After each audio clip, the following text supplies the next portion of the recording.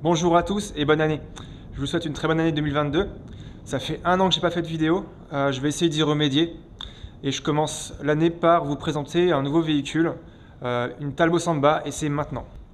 La Talbot Samba, la voici. Donc c'était une voiture qui faisait de l'autocross, de la poursuite sur terre. C'est une discipline que je connais pas beaucoup. C'est des voitures qui sont préparées, qui sont vidées, avec une réglementation assez proche, je crois, du groupe N.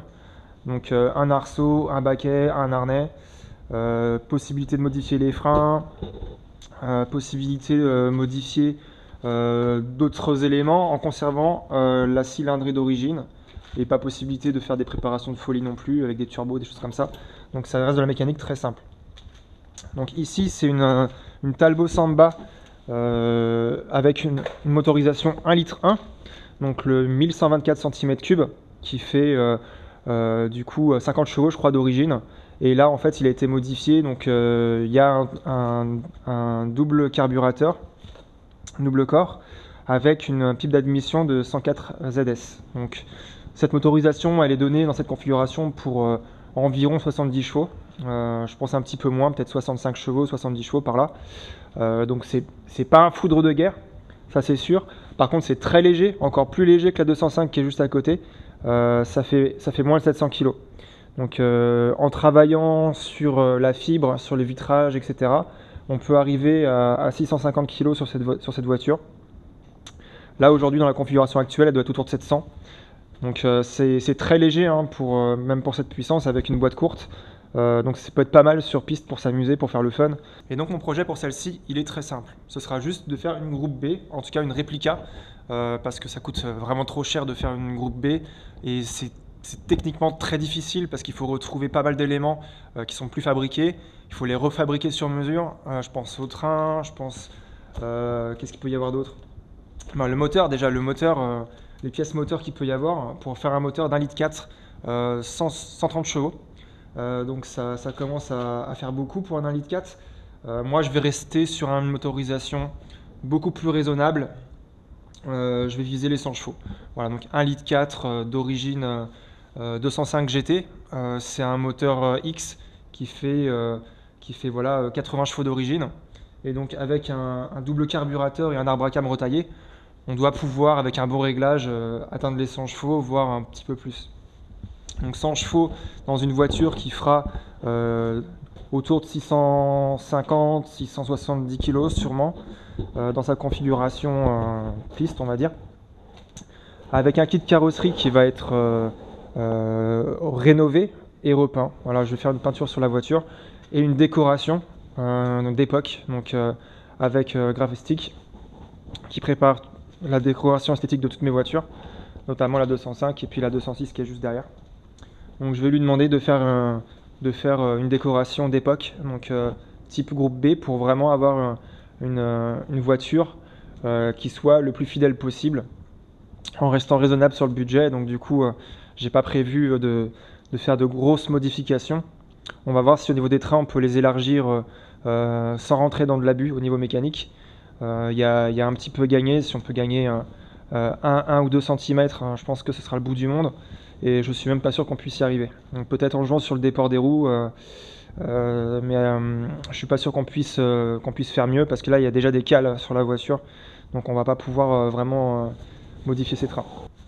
Donc là on retrouve les feux arrière de frein qui sont utiles sur les circuits en terre, parce qu'avec la poussière on voit pas grand chose. Et donc là vous avez les 4 feux qui permettent de rendre la voiture très visible sur les freinages surtout. À l'intérieur on a un réservoir d'essence de 5 litres, donc c'est vraiment ridicule. Je pense que ça va être trop contraignant pour faire de la piste, donc je vais mettre un réservoir de 10 litres. Mais sinon voilà, dans sa configuration telle qu'elle est aujourd'hui, elle est déjà utilisable, peut rouler. Voilà, 70 chevaux, boîte courte.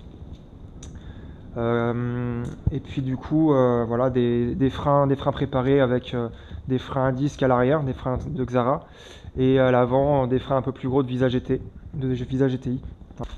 À l'intérieur, on retrouve du coup un intérieur complètement vidé. Il n'y a pas de tableau de bord à part quelque chose de bricolé là avec des panneaux de PVC.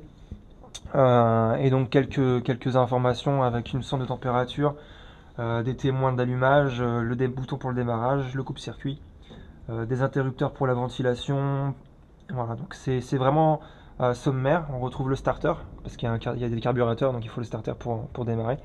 Et, euh, et donc voilà, c'est à peu près tout. Donc la batterie qui était déportée à l'avant, c'est pareil, je pense que je vais mettre une batterie légère et virer le bac à batterie qui est présent ici. Virer la tôle passager, virer ça, et faire une petite voiture qui pourrait peut-être en surprendre plus d'un sur un petit circuit. Donc je pense que je vais rouler à l'Oyac avec.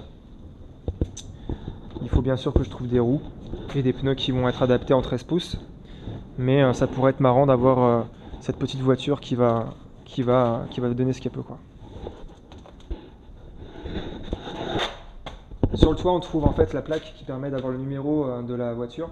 C'est très utilisé sur les circuits en terre pour avoir de la visibilité sur le numéro des voitures, parce que c'est des courses qui se font en peloton et donc il faut pouvoir identifier les véhicules. Donc c'est pour ça qu'ils mettent ces plaques sur le toit pour les rendre bien visibles. Il y a aussi le même numéro sur le pare-brise et donc ça permet de faire le classement après et de compter les tours surtout. Voilà, et donc cette voiture, elle va rouler donc à l'Oéac. C'est le plus petit circuit que j'ai par chez moi. Je ne vais pas m'amuser à l'emmener sur des circuits comme Fay-Bretagne ou comme Fontenay-le-Comte. La ligne droite est beaucoup trop longue. Donc voilà, ce sera une petite voiture qui sera en déco d'époque, qui ne sera pas forcément une voiture qui va cartonner sur les chronos, mais qui va être, voilà, je pense, marrante. Avec ses carburateurs, ça va faire un son sympa.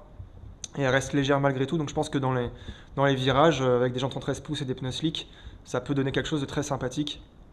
Même si, voilà, dans les bouts de ligne droite, je pense que je vais me faire déposer par à peu près toutes les voitures du moment, quoi.